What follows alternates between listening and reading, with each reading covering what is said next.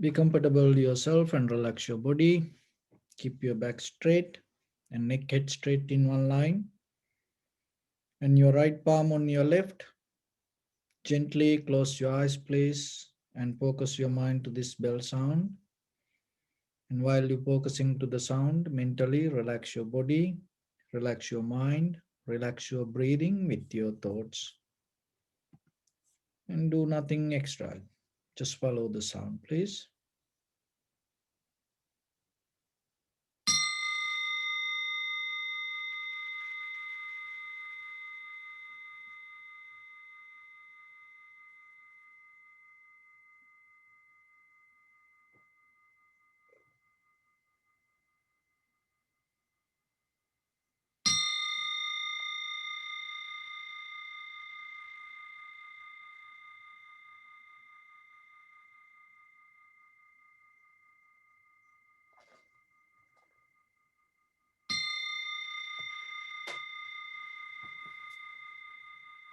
Namo tas bhagavato arahato samma sambuddhas.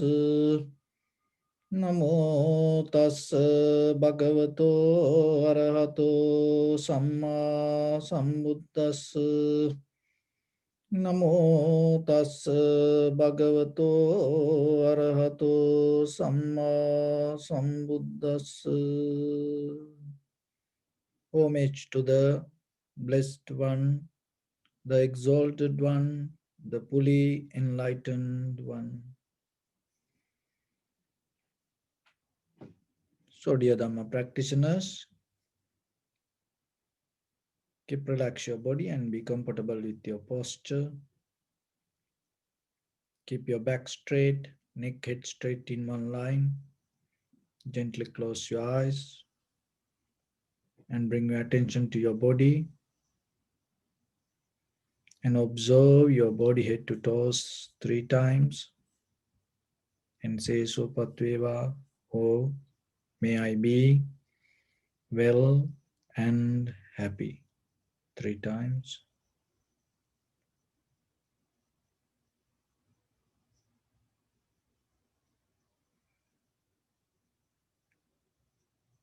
Take a moment and think. We gathered here in this moment to practice this ancient meditation technique. All the Buddhas, all the enlightened masters followed this path and achieved wisdom. So we also gathered here to accumulate that knowledge. In this moment, with this sitting, may my body become more comfortable. May my breath be more smooth. May no difficulties come to me. May all the success come to me. Also, think for a moment. This is the last moment we're spending in this very lifetime, and detach your mind from all your past memories and as well as any kind of future thoughts. Just try to remain in the present moment, observing the sensation of your inhalation, exhalation in front of your nose and upper lip area, and then later observe the impermanent, unsatisfactory nature and selflessness within the sensation happen inside you. So in the beginning, we relax our body step by step. So mentally relax your body, followed by my words. Relax your head, relax your forehead, relax your eyebrows, relax your eyes, relax your ears, relax your nose, relax your upper lip, relax your lower lip, relax your chin, relax your whole face muscles.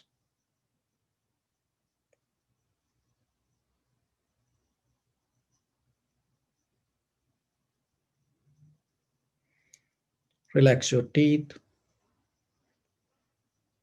relax your tongue, Relax your mouth.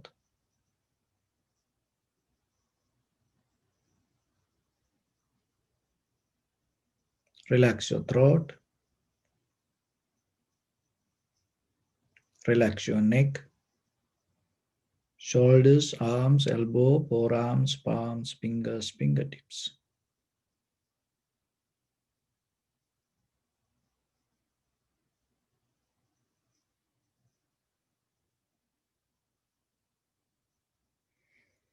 Relax your back muscles and relax your spine.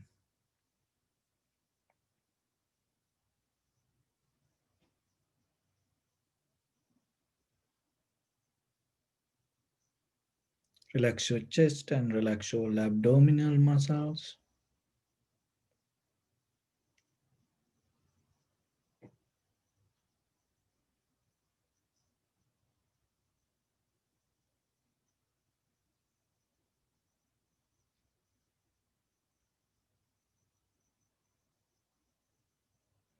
Relax your lungs. Relax your heart. Relax your liver. Relax your kidneys. Relax your gallbladder. Relax your pancreas.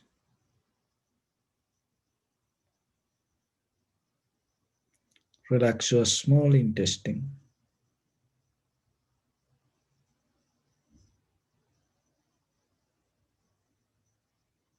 Relax your large intestine. Relax your abdominal organs.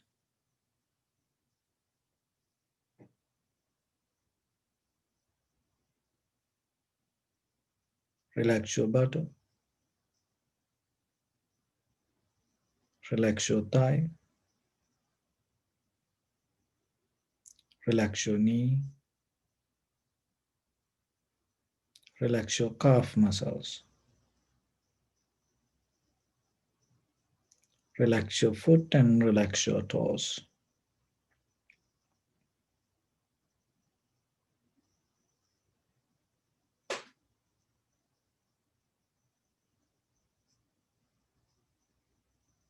Relax your whole body muscles, tendons, ligaments, bone marrows, and whole skeleton.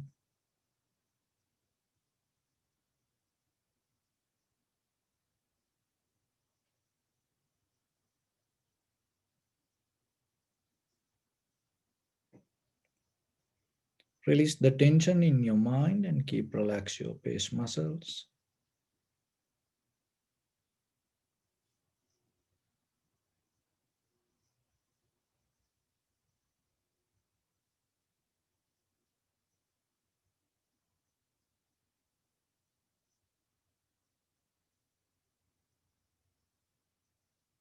Bring your attention to in front of your nose and your upper lip area. Deeply and gently breathe in, breathe out 3 times and find the sensation.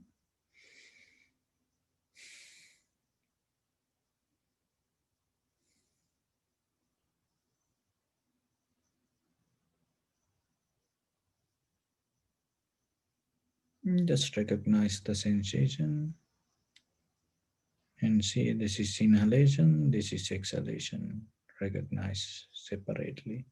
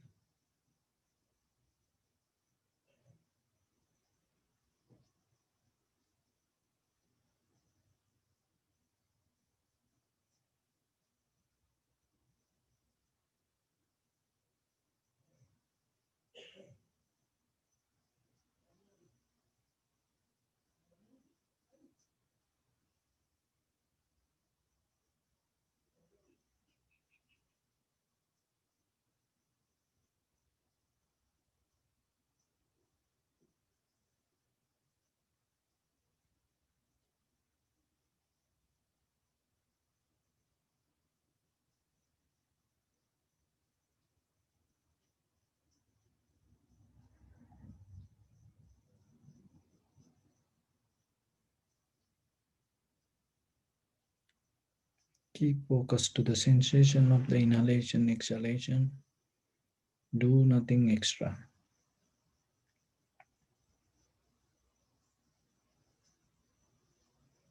Just simply allow your inhalation, exhalation to happen itself naturally.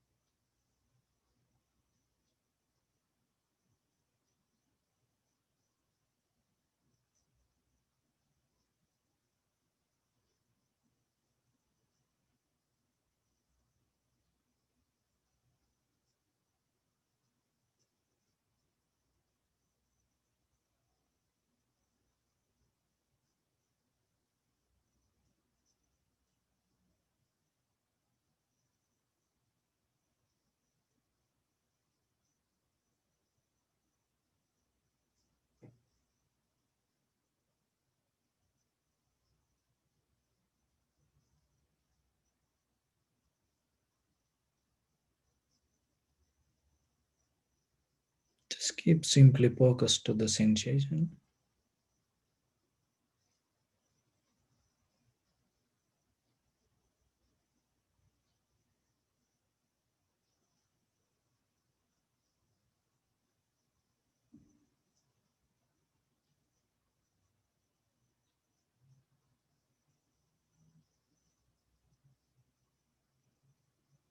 If your mind go here and there, bring it back again and again. Don't look for reasons. Just settle down with the sensation.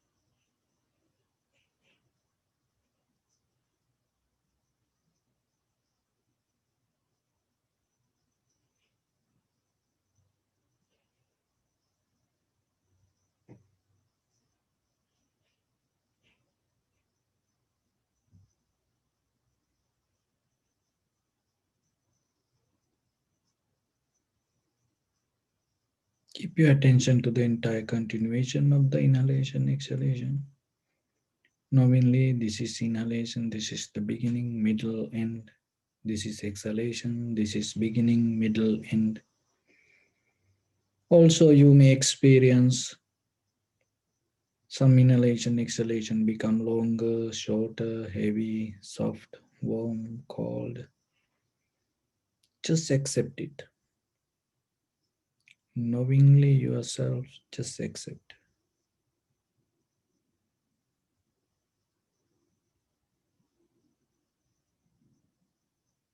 Don't interfere with the inhalation, exhalation.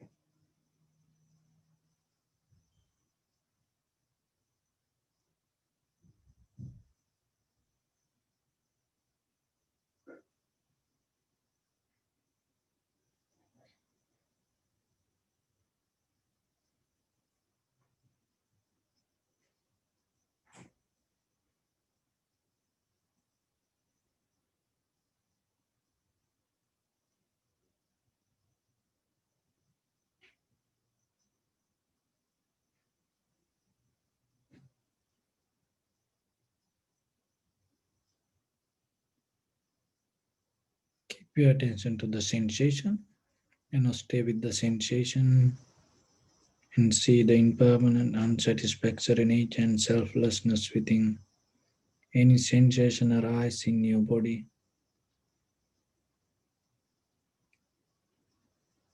Even if any thoughts become strong, and see how the thoughts also change moment by moment. Everything just phenomena.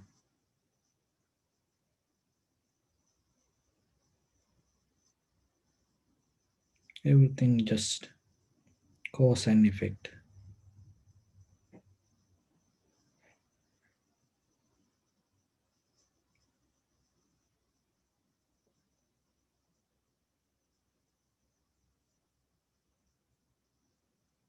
Don't hold it to any experience. Just see how everything change.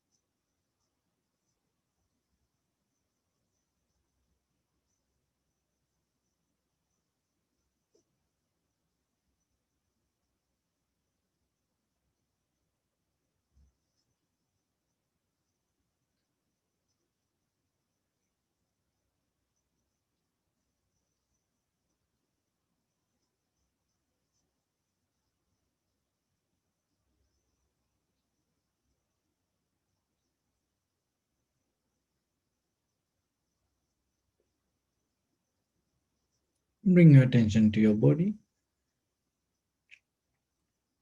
Observe your posture.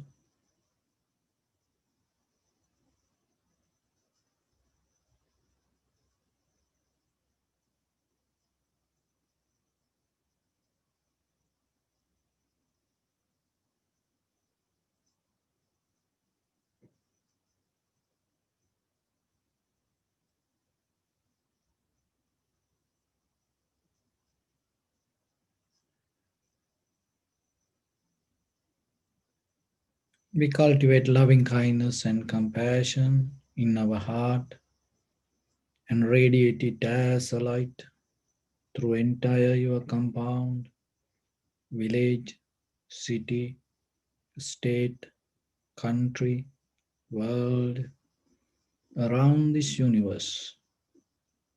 Also, as far as you can, through galaxies, other planets, stars. Reminding yourself like this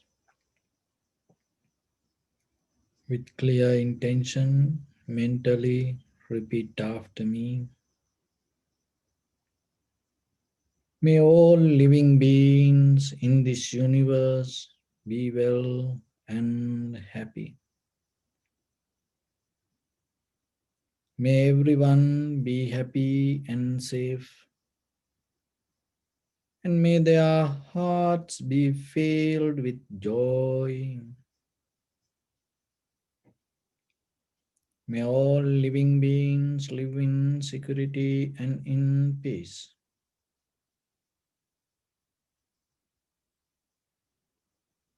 Beings who are frail or strong, tall or short,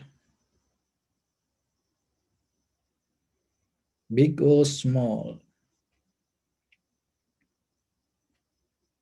visible or not visible,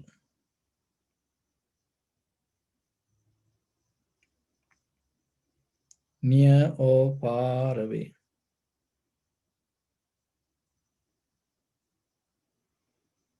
already born or yet to be born.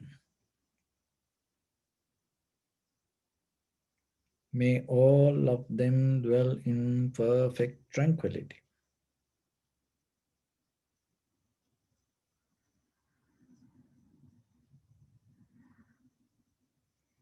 Let no one do harm to anyone. Let no one put the life of anyone in danger. Let no one out of anger or ill will wish anyone any harm.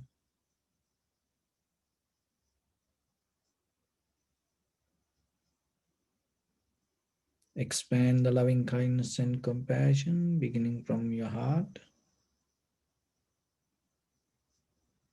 forward. Visualize yourself and send it as a light and expand the capacity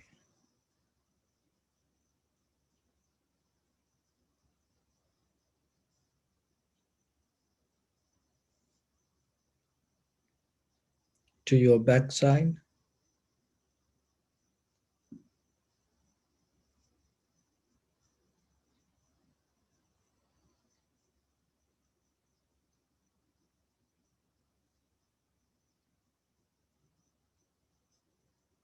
to your left side,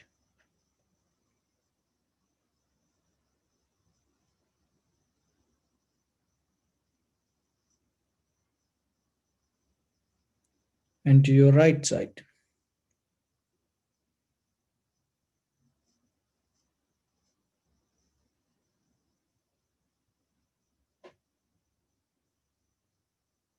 Downward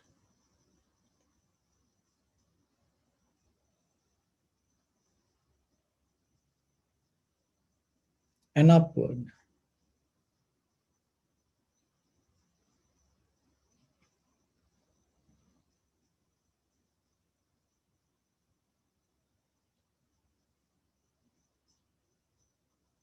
To all six directions at once, like the moon, the sun, Spread the light, spread the energy without any condition, without any limitation, without any resistance, or without any judgment. Let your heart to shine with the loving kindness and compassion from the bottom of it, with the maximum effort to the highest. Wishing yourself, may all living beings in this universe be well and happy.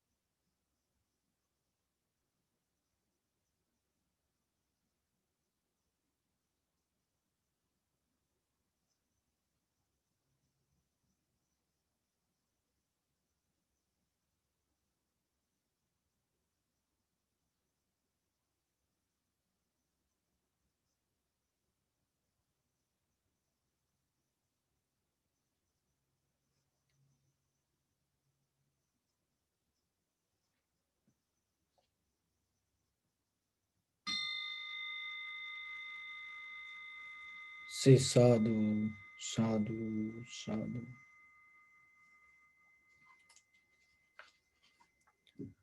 So, dear Dhamma practitioners,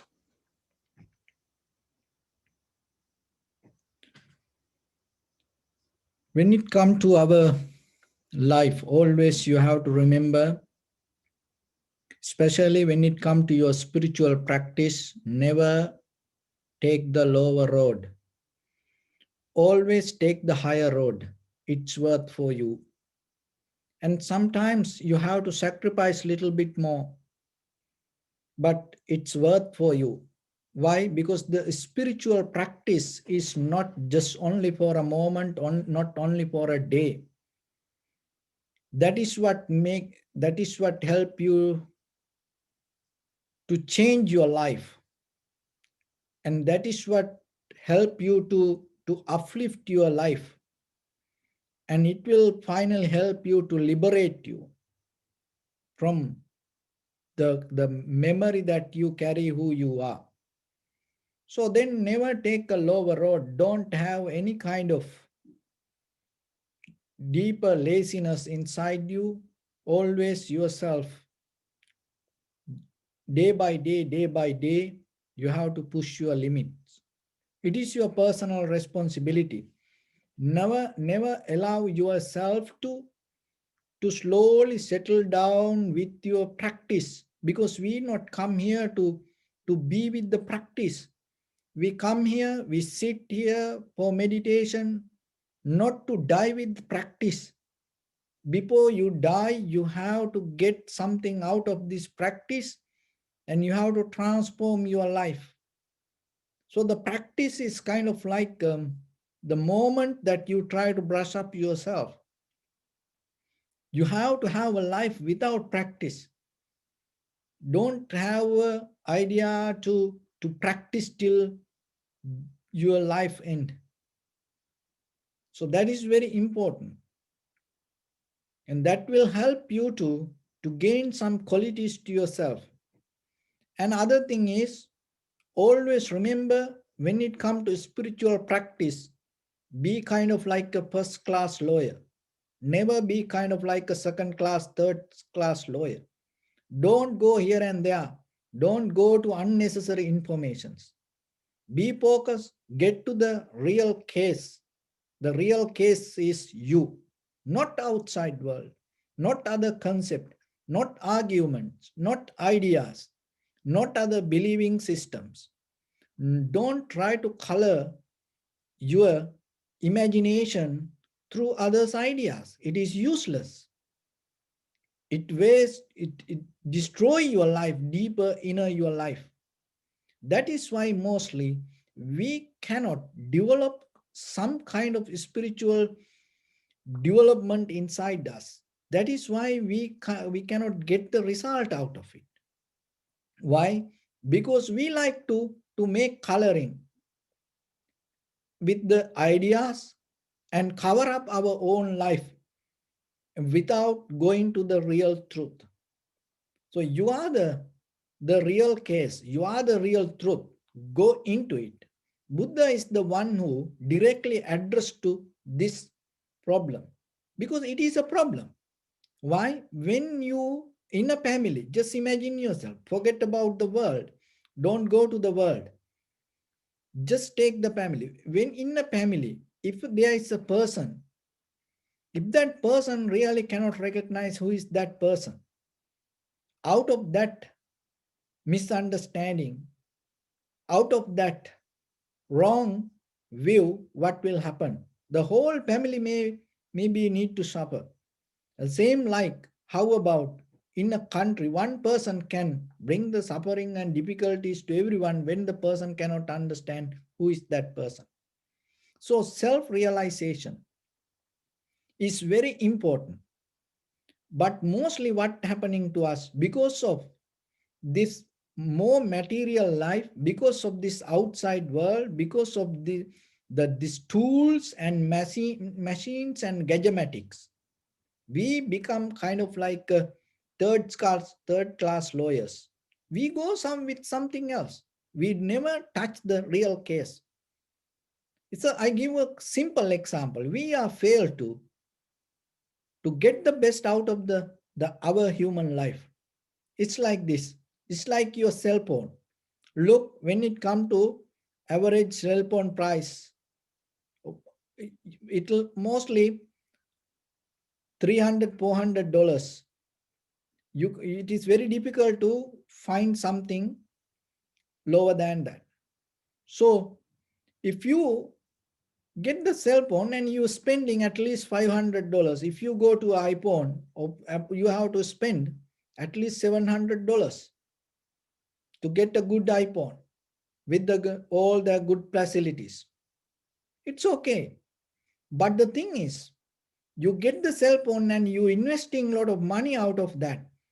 But once you have that cell phone, have you ever thought the words you talk out of that cell phone even not worth one penny?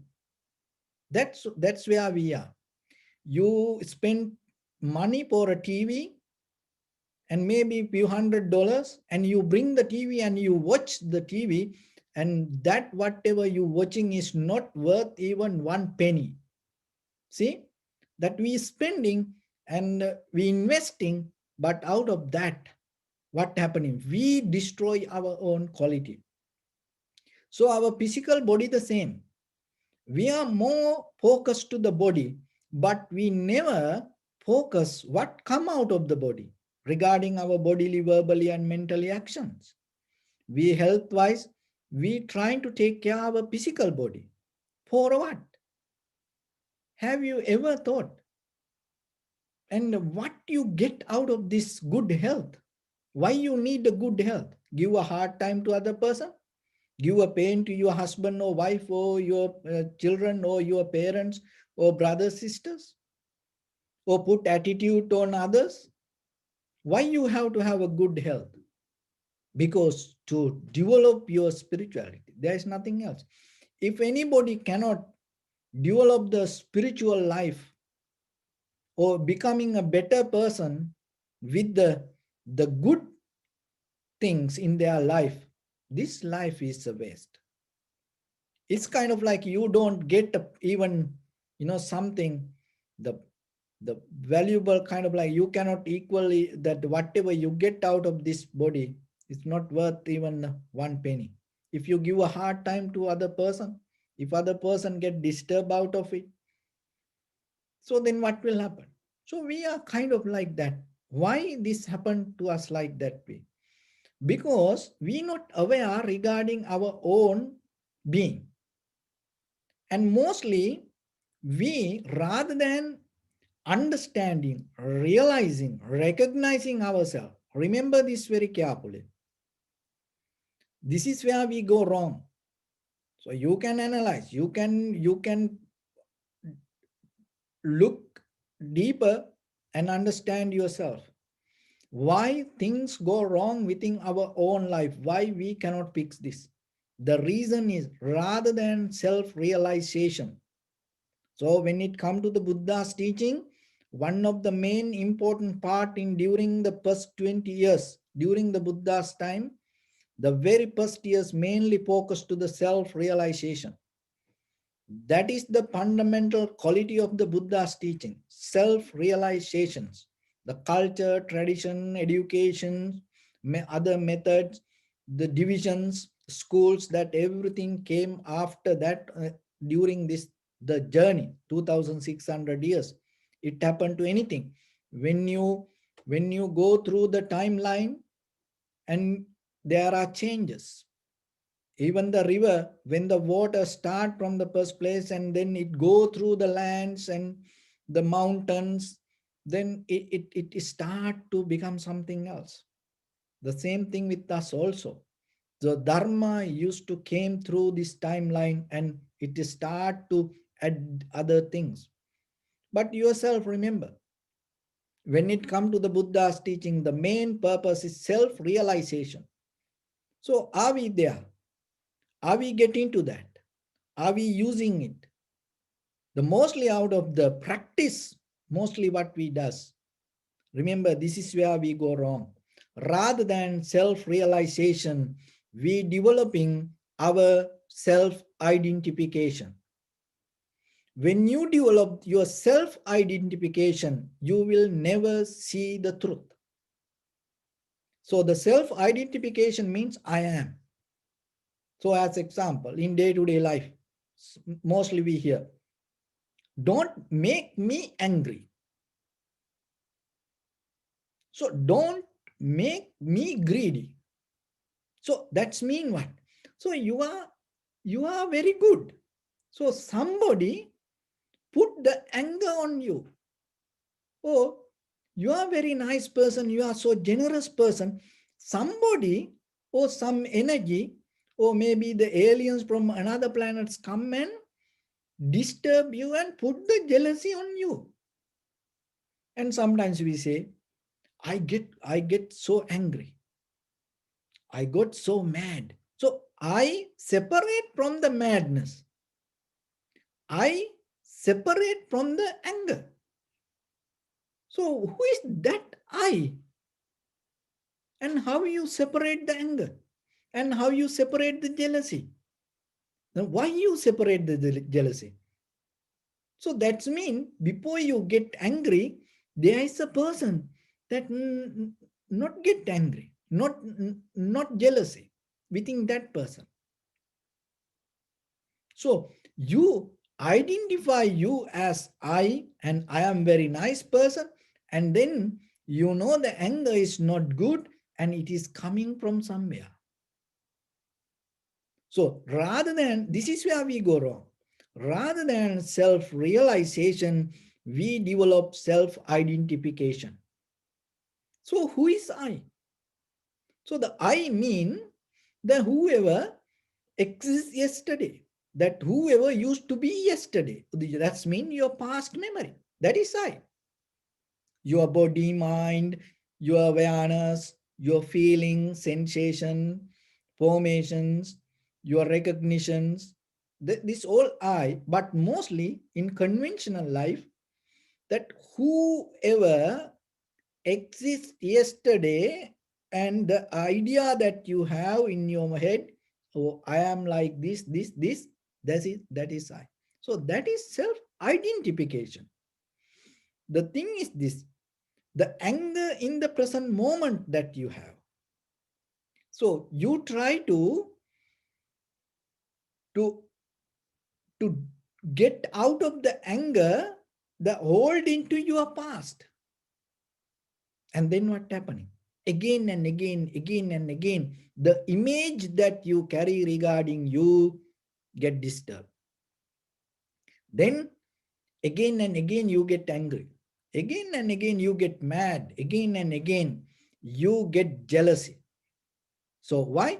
Because your self-identification becomes stronger, stronger, stronger, stronger. But when it comes to angry, take the responsibility. I am angry. I am jealousy. So I am the jealousy. I am the anger. There is nothing separate, nothing come and put into you. So you are in that nature. That is the very first step you have to take if you look for the change. So why? Because it will open the door to self-realization. Then you look, why? Because it is within me. Why it happened to me? But if you think, oh, this person make me angry, these things make me angry, you will go and fight with that person, not only one time, not only for today, not only for 1 year, 1 month, or one lifetime. You will keep fighting through the sansara, eons by eons by eons. You will go with that. We are coming that way. We are in the middle of that chaos. We are in the middle of that volcano. So this is a moment. So that is why we come to this practice and observe ourselves to recognize this. You can do that. But the thing is, when you have hopes, when you have ideas, when you have concept, when you have preconditioned mind, and when you look, you're not going to see. So mostly, you every day look at the mirror yourself. But you get ready yourself, even very important occasions sometimes, for a wedding, for a party, or a meeting, or interview, or kind of like that. Look yourself. And you get ready, you look at the mirror and you get ready, and then you're ready to go out. And sometimes your husband or wife or your children or parents, or maybe your friends or brother, sister, come and pick something you didn't see. Or maybe you go to the place and there you recognize there is a mistake. You know why it happened like that? When you look at the mirror, when you have hopes, as example, you look for the hair, so you want to keep your hair very nice and beautiful. When you look at that, what happening? You're not going to see other things. Why? Because you precondition your intention to look, why you look at the mirror. And then with that, when you look something, you're not going to see where the mistake. But you can try tomorrow. When you go to the mirror and look yourself with the empty mind, then you see whole you as one person, and you see many things. If you want to fix your cloth, your hair, or your makeup, or anything, you will see. Rather than focusing to one thing, if you look for the whole person, and you're going to see some. In day-to-day life, this happen mentally. This is what happening to us mostly. Why? Because we always focus to the self-identification. That identification bring the authority to you, to hold you. And then you stuck with that. You don't see anything else. So as example, this, when you are in a family, as a husband or as a wife or as a child or as a parent, where you going to hold your self identification. Because when it comes to the family, if you have your self-identification, we bring a big vacuum and put you to that vacuum and suck you from the family, then what will happen to that family? Or you can be a part of that family. You cannot. Because when it comes to that your husband, wife, children, friends and family, you cannot have a self-identification because that family is your identity. But the thing is, we become more personal, more personal. That personal identification, rather than taking to recognition or the realization, take you to more darkness, separation, and hold it to something. When you separate, when you have divisions in you, you will not going to understand. That is the very basic, fundamental quality of understanding. Remember, when you have divisions, that's why the hopes, preconditioned minds, that the fear, jealousy, this everything divide us. When you have divisions, you cannot go to total understanding. So when it comes to, we practice two meditation techniques, tranquility meditation and vipassana meditation. So when it comes to tranquility meditation, the observer and the object. So the subject and object separate. So there is the dualistic method there. So that's why, even though it brings the calmness, tranquility state to your mind, you cannot attain to enlightenment. But in the vipassana, the very nature of the very fundamental quality of the vipassana is, it take you out of all the divisions. What is that division? It is not this outside, this is inside. It is not that division. The division happen inside you. So as example, the experience. You can, in the samatha, you observe the sensation and the observer. But when it comes to vipassana, the sensation and the observer, the both the same. So what you observe itself you. So when it comes to the object itself is the observer itself is the object, or what you observe, there is no divisions. That is where you come to the total understanding. But the thing is this, so how we can take this technique to in day-to-day life, this knowledge day-to-day life, this is what happening. So your I or I am coming from the history, that's mean your past. All you learn, all you believed, all you ate, and all the perception that happened to you, that huge bunch of collection is I am. That is your history. That is your self-identification.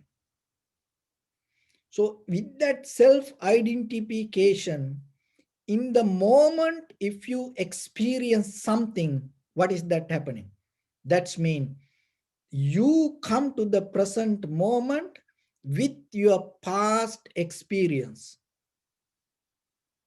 And when you try to analyze the present moment or the perception with your past experience, you cannot recognize this. That is where the self-identification always have difficulties with the present moment. But that, and other thing is, it take us to divisions. So what is the divisions? The division means the I and the experience, or the anger, or the jealousy, or the hatred, hard time, fear, disappointment, frustration, anxiety, depression, those all, it's the present moment of experience, arguments. So then you're going to face with the I am. That's mean self-identification. Then what happening? The self-identification becomes stronger, stronger, stronger. When you become stronger, this also going to become stronger.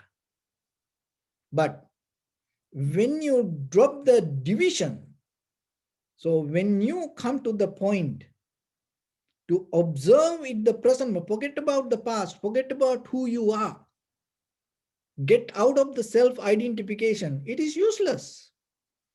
With your husband, with your wife, with your children, friends and family members, you have no identity, you have no self-identity. You are a very naked person. Accept it. That's it. When you able to come to accept totally in that very moment, you are kind of like a nobody. Then you're going to recognize what is happening within you. Why? Because your self-identification, you're afraid to lose your identification. That's why you try to become somebody. I repeat it. Why? Because I mean it. You always try to hold it to your self-identification. You afraid to lose it. That's why you become always somebody rather than becoming nobody. But when the situation happen in this very moment, in the vipassana level of experience, observation, with the self-identification, you cannot observe. Why? It always take you to divisions. You will divide. You will divide it. Any situation, look all over the world, get any problem, economical, political, spiritual, so health wise, anything. So whatever the chaos arise out of the divisions, not by realization but by identification. So then yourself, we cannot go to that things and fix it, but yourself deeper inside you, like a, slowly flowing a silent river. Get into yourself and observe little by little, little by little. Forget the self-identity, drop the self-identification. Come to the total clear awareness of the experience happening within you. Why? Because when you really come to the point of the moment of the experience, there is no identity in that. But always we have the struggle to the comparison, identity and the experience, identity and experience. I am doing this. I am experiencing this. I am observing this. So I am getting angry. I am getting mad. I am getting successful. I am getting rich. I am getting enlightened. So this way, this is what happening within us. That's why we again and again and again go like a circle. So then yourself come to the point when something happen, you can practice it with little by little. When you eat something, when the taste come, experience the taste as you. Don't divide it. This is this taste, this state. Don't go to division. Just come to just the taste. You are the taste. You will experience something. Head to toes. Even you can try whatever you used to eat so far in your life. Try it with this technique. Try tomorrow. You're going to see completely different, something different. You're going to recognize that. It's they not they in when you come to the total moment of acceptance and the experience, there's nothing go wrong. Always things go wrong when you have the identification, or when you go to the divisions, things go wrong. That's why always to things go wrong, you need the comparison from the past and the future. In the present moment, there's nothing go wrong. That is the beauty of the Dharma. That is the power of the Vipassana. So that's why don't afraid for anything. So you cannot try it, but still there is a way. When you come to the total moment of the experience, even you intake the poisons, it's not going to become poisons to you. It is that much powerful. But when you, in the past or in the future, in that very moment, and sometimes you take very sweet medicine that can go poison. To digest that, you have, maybe you need some time, but one day you will understand that is that much powerful, this present moment of existence. So then try it little by little, little by little. So when you hear something, maybe you used to hear it for a long time. When somebody nagging or angry and blaming to you, maybe you, without knowing yourself, your identification you hold from there, you go to past and future, but suddenly start to hear the just the voice and your husband or wife nagging, and you're going to recognize it's a kind of sweet melody. It is a beautiful more than the Beethoven's symphony. Try it. You can do that. That is the only way you can get out. Otherwise, you cannot get out of your, the angry husband, angry wife, angry children, angry parents, angry neighbor. You cannot get out. Why? Even you go somewhere, somebody you're going to find. You cannot get out of this world. No, eka no ayam maggo. There is no any other way. This is the way. It's a high road. Take it. You're going to experience. And when you go to shower, try it. Forget about everything. Just see how the water from your head to toes, how it wash you, and how it bring the the call to you, how it nourish you. Absorb it. Just be with it. Don't go to divisions. You going to see something. That is what you need, not any other things. So it is within you. No any other Dhamma or no anything can transform you. There is no from something from outside to put it to you and then you become somebody. No. So why? Because we believe that. Why? Because we used to develop the self-identity. So rather than developing the self-identity, start to get into self-realization. That is what called insight meditation. You're realizing inside you. Then once you come to that point,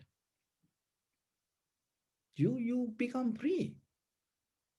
You become free from that all the difficulties, hard time that you carry in your head. So you can experience it. And when you have that, you come to a point, you completely, you start to act in the right way. I'll give a example with a story. So not during this Buddha's time. In a previous Buddha's time, this happened. This called Ekasataka Brahmana story. This is a very famous story. So the Ekasataka Brahmana means there was a Brahman, there was a person and he was very poor. He and his wife. So this poor family used to live in a village. So what happened? Suddenly to that village, there was a Buddha appeared, and then he started to give Dhamma talks for few days in a row, continuing. So then there was a tradition, when you go out, you put a scarf over your shoulders, or if the woman, you put the over your head. In Asian countries, sometimes people do that. It's kind of like respecting to the place, and you cover up yourself. So like that. So then this the old father and mother, and they heard the Buddha came and started giving Dhamma talks. So they try to go there, but the thing is, they had only one scarf, and they didn't have to to both to go there. So then they discuss how to do this. That the husband told, I also want to go, and the wife told, I also want to go. So then the wife told, then at night I cannot go. It is too difficult for me. So I'll go daytime and you go at night. So the husband told, okay, that is good. I can go night time and you can go daytime. So then what happened? This very old mother and father then exchange the scarf. So the mother go morning time and covering and using that scarf and listening to Dhamma and come. And the evening, the father go and listening to Dhamma and come. And so they used to do it few days. And then one day, this old father went to listen to Dhamma.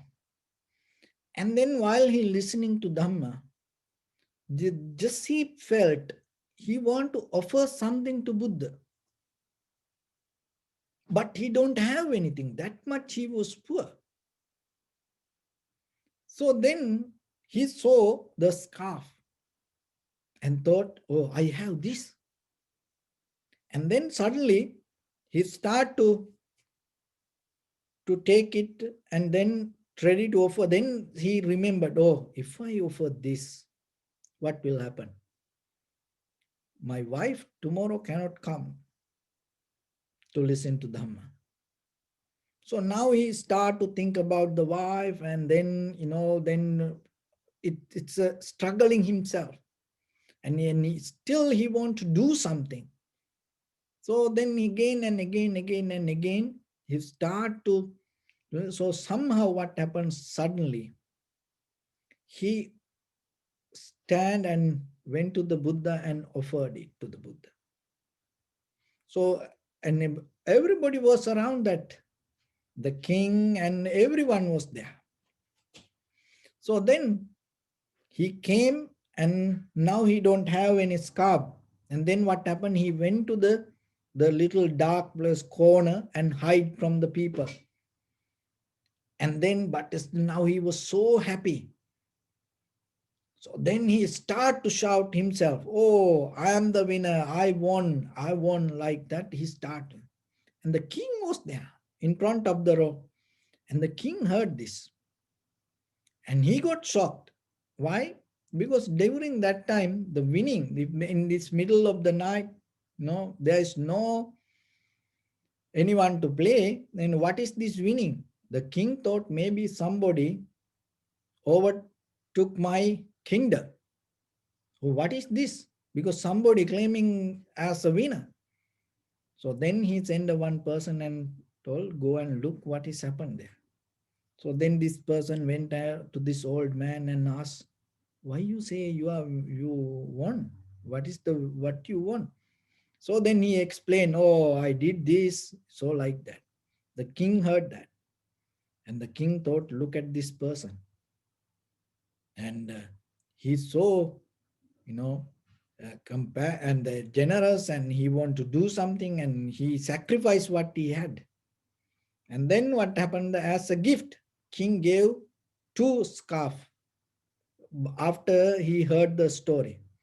And then this old person thought, these 2 scarf not belong to me, because I offer this to Buddha, and as a result of that I received this 2.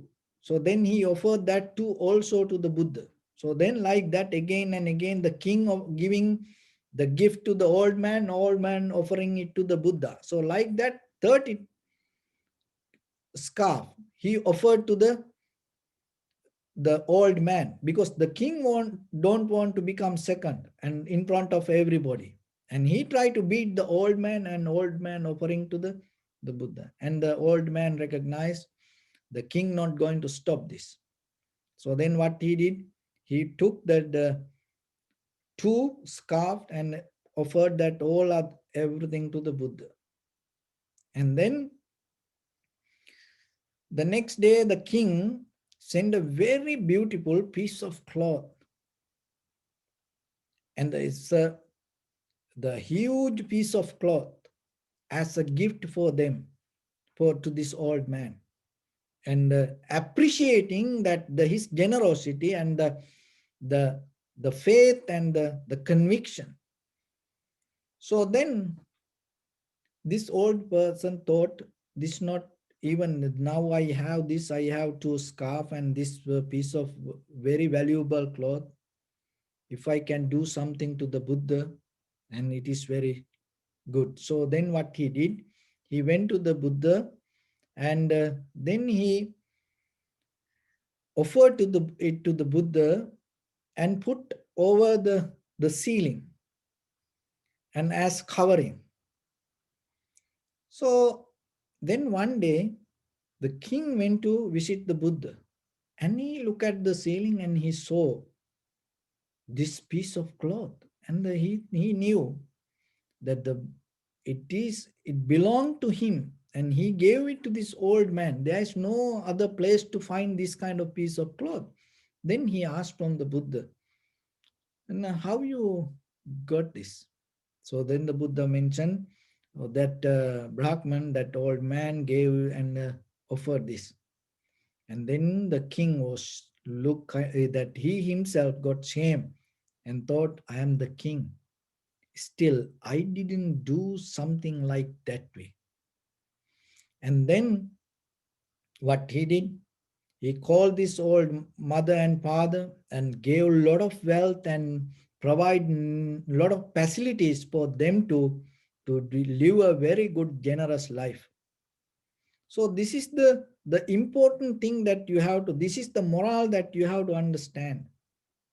See, when he himself having that one scarf, that he was thinking, now he come to a point and he knew that he listening to Dhamma, he want to offer this to the Buddha. This is the best opportunity to offer something to the Buddha. But he was thinking about the wife and the how that can come next day, and because if I lose this, I cannot come to listen to the Dhamma. So see, when it comes to the divisions, you compare. And if you compare, because in the surface level, you can argue about it. This is right, this is wrong, but I will show you how it works. So when you compare, you stuck there. You cannot move forward. That is why in day-to-day life, when you're going to do something, look at yourself, look back yourself. How many times you thought to do something, nice things, better things, even regarding your own life. Even when you study, how you thought to learn something better, learn a new language, even writing a book, or starting new project, starting a new subject to get some information to yourself. I will do this, I will do that, but you didn't do that anything. Don't blame to anybody. Then sometimes we blame, oh, I was thinking to do that, but this person didn't allow me to do this that way, like that. No, the reason is you stuck with your self-identification, and you stuck with your dualistic mind, and you went through divisions. It's secretly deep underneath in your mind, it happened. That's why you lose that opportunity. See that Brahman, and he come to a point, and suddenly he get out of that dualistic mind or the comparison, and what come to the mind, and he connected to the present moment, and he act in that very present moment. It transform to something. That is the technique that you have to understand. And we stuck with our life, our imagination, we stuck the memory that we carried from yesterday, because your mind is so strong. Remember that mind is billion years old. So you have to work with that. So I am means you coming from that old memory. It is very difficult for us to get out of the comparison. So that's why when you experience something, come to the real moment of experience. Be in the present moment totally yourself without comparing and holding to self identification. In that very moment, things not going to go wrong. It always going to the right path. That is the beauty of the eightfold path. That's why it called practice it with doing right, and then there is a moment come naturally you become right. That right place mean becoming tuned to the present moment of reaction without comparing to your past. So that is the important point. When you come to that moment, whatever the outcome, always going to become beautiful. Whatever the outcome, always going to become right. When you experience it for a one moment in your life, you will never go back to your past. That is where your transformation going to happen. So then remember yourself. You already have this all the qualifications to yourself. Then, as I mentioned in the beginning, don't be kind of like a third class lawyer. Be kind of like the first class lawyer. Go to the case directly without comparing or going here and there or focusing to unnecessary informations. That is where. So you become the case. You become the winner. And that winning brings your transformation and your liberation within yourself. That is what the Buddha's final wish mean, your self-realization. So with that, I bless upon everyone with this good practice. May all of you be well, happy and peaceful. May no harm come to you. May no difficulties come to you. May no problems come to you. May you also have the patience, courage, understanding, and determination to meet and overcome inevitable difficulties in your life. During this time period, may everyone stay healthy and safe. And finally, may all of you attain supreme bliss of Nibbana.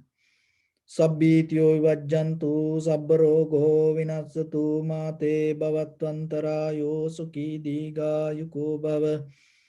Ettavata cha ammi sampadang punya sampadang sabbe deva anumodantu sabba sampatti siddhya.